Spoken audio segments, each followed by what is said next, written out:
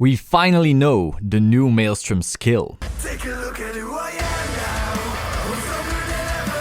And if you ever doubt it, then you should know better. So once again, we had the Japanese stream showing off the new cards from My Glorious Justice, and let's talk about them. So first of all, we have a common called Blep Bomber Dragon. It's auto on R. When your opponent's damage check reveals a trigger during your turn, retire this unit, choose one of your opponent's units, and it gets power -10. So this is good, but also annoying. So one of Aqua Force's big weaknesses, obviously, as many XL clans, is defensive triggers, because usually our swings are pretty small, apart from, of course, Riptide and then the new Grade 2 Triple R. That's actually a really good card for the clan. But apart from that, we always had small poke syndrome, and so defensive triggers ruined us. This card can basically nullify a defensive trigger, which is cool.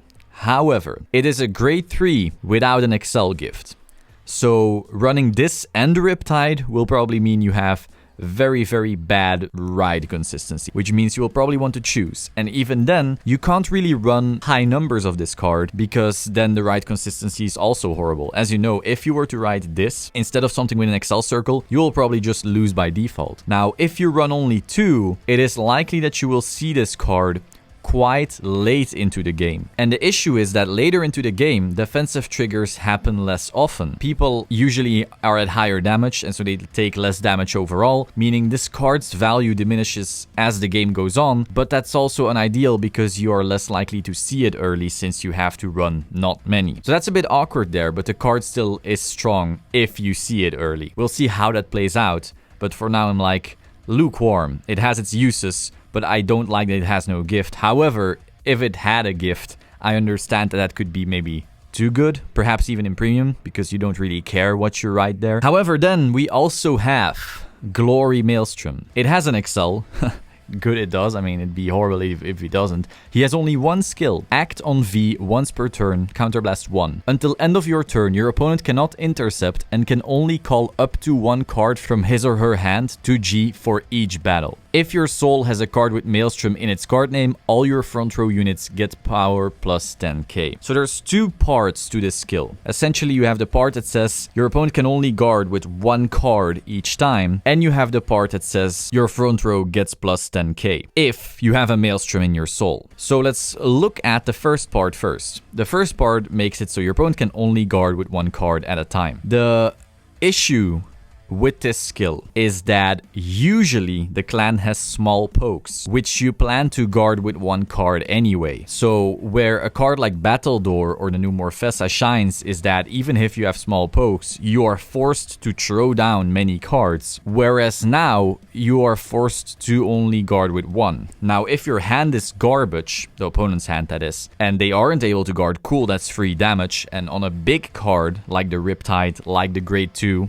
the Triple R that's really, really good, okay, that's something. But if they are able to guard with 1 card, that first skill doesn't really do much. Especially if we then add the fact that XL2 makes your swings smaller already. So this card and XL2 are kind of fighting against each other, apart from the power gaining and so forth, but we'll get to that. Then we have another issue, and that is defensive triggers. If your opponent gets a defensive triggers, guarding your swings with 1 card is usually extremely easy. Most of your attacks will stop hitting altogether, and the ones that still hit will be 1 card guards. So once again, defensive triggers kinda fuck with this card. And more importantly, you want to have a Maelstrom in your soul when you use this card. Here's the issue. You will try to ride into Grade 3 Maelstrom first and do your turn, your Maelstrom ride turn. But the issue is, since it has an on-hit skill, you are telling your opponent guard as much as possible, right? They have to guard as much as possible because that's the only way the restand doesn't go off. So you are teaching your opponent to guard early, which makes your Glory Maelstrom worse.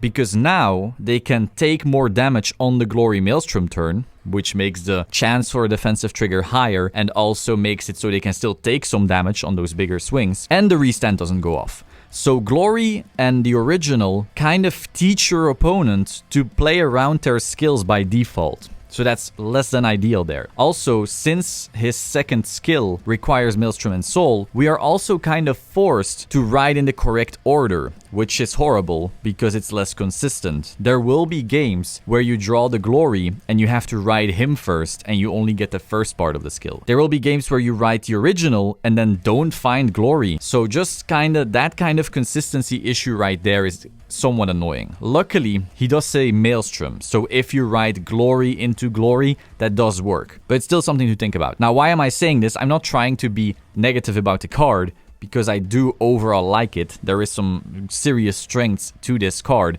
I'm just, again, reading people going, wow, this is amazing, and like, calm down. Let's be rational. Now, what is very amazing about this card is the plus 10,000 to the front row. We already see how strong Shirayuki is, and it's kind of the same thing. Minusing your opponent's Vanguard 10,000, or plussing your whole front row plus 10,000, is somewhat the same thing. So his skill is kind of comparable to Shirayuki, apart from the fact that you need a Maelstrom in the soul, and that you don't have Zanbaku and the other insaneness that Murakumo actually has. Now, given that his primary weakness is defensive triggers, because those make the one guards easier, you suddenly want to run the Blep Bomber Dragon to nullify those triggers, somewhat at least. But since we want a Maelstrom in our soul, we don't want to run too many bleps, because that ruins our ride consistency again. So overall, this card does have strengths, obviously. There are clear, really good things about this, especially like the plus 10,000. I also think front triggers will be very strong with this card, but it is not as insane as I had thought he would be. Do have the blue wing cards, which stand on heal triggers, but I'm not quite sure if they will end up being their own build or be part of this build. Once again, we do still have quite some cards that need to be revealed, so we'll see how they work together with this. But overall, the grade 2 triple R does work and synergize well with this card. Now, we also got some art for the new booster, the Raging Tactics, which is for Spike Brother,